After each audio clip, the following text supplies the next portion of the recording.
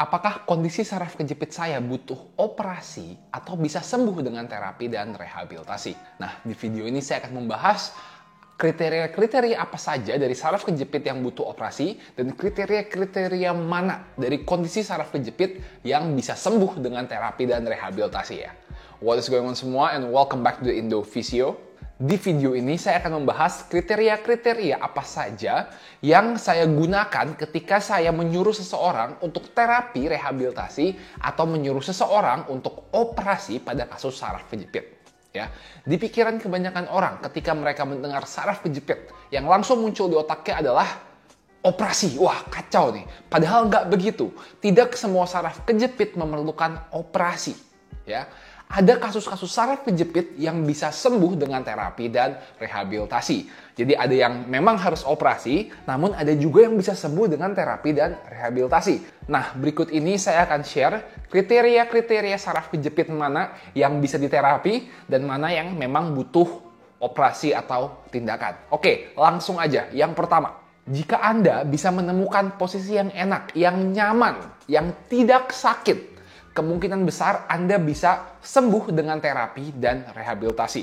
Tapi kalau semua posisi sakit, nggak ada posisi yang pinggangnya enak, kemungkinan besar Anda harus melakukan operasi atau tindakan ya. Maksudnya apa? Seperti ini.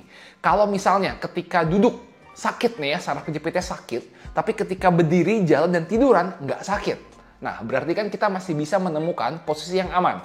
Posisi berdiri, jalan aman. Nah, ini bisa kita coba untuk terapi dan rehabilitasi. Atau kebalikannya, kalau pas duduk tiduran aman, tapi pas jalan, pas berdiri sakit. Nah, ini kan juga masih ada posisi yang enak. Jadi kita masih bisa coba untuk terapi dan rehabilitasi. Namun, kalau semua posisi sakit, nggak ada yang enak. Mau jalan sakit, duduk sakit, tiduran sakit, nggak ada yang enak deh. Nah, jika begini, biasanya saya akan langsung merefer ke dokter ortopedi untuk dilakukan tindakan pemeriksaan lebih lanjut atau bahkan operasi ya. Kriteria kedua adalah dari segi rasa sakitnya ya. Rasa sakit saraf kejepit yang parah itu dia menjalar dari pinggang sampai ke paha belakang, ke betis dan ke kaki. Dan rasanya itu biasanya nyetrum, kebakar. Atau biasanya bakal kesemutan juga dan mati rasa dari sepanjang pantat, paha belakang, dan kakinya. Jadi jika Anda ngerasa ada yang ngebakar terus dari pinggang ke pantat, ke paha belakang, sampai ke telapak kaki, ada kesemutan dan mati rasa, ini mungkin butuh tindakan atau butuh saran operasi dari dokter ortopedi.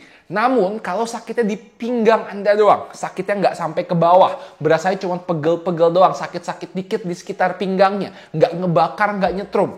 Nah, jika kayak gini, bisa dicoba untuk terapi dan rehabilitasi terlebih dahulu ya, karena biasanya bisa sembuh. Kriteria terakhir adalah kelemahan dan kehilangan tenaga. Jika saraf kejepit Anda membuat Anda jadi lemes, nggak bisa ngangkat kaki, nggak bisa menggerakkan kaki, atau bahkan sampai susah untuk menahan buang air kecil dan buang air besar, ini langsung saya sarankan untuk tindakan dan di-refer untuk operasi ke dokter ortopedi ya. Nah, jadi 3 kriteria tersebut saya gunakan untuk menentukan apakah seseorang itu butuh saran operasi atau bisa diterapi atau direhabilitasi. Jadi saya ulang kriterianya. Pertama, kita mau tahu apakah ada posisi yang enak atau semuanya sakit. Ingat, kalau ada yang enak bisa kita coba terapi. Kalau semuanya sakit, kemungkinan nggak bisa diterapi. Ya, itu yang pertama.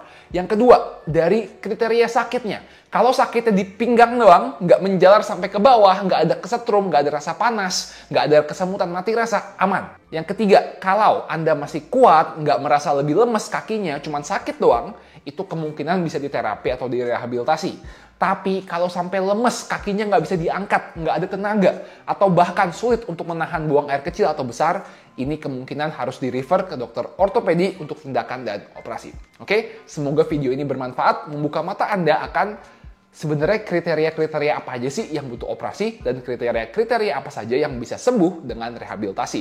Thank you guys for watching. Don't forget to like, comment, subscribe, and I'll see you all in the next video. Peace.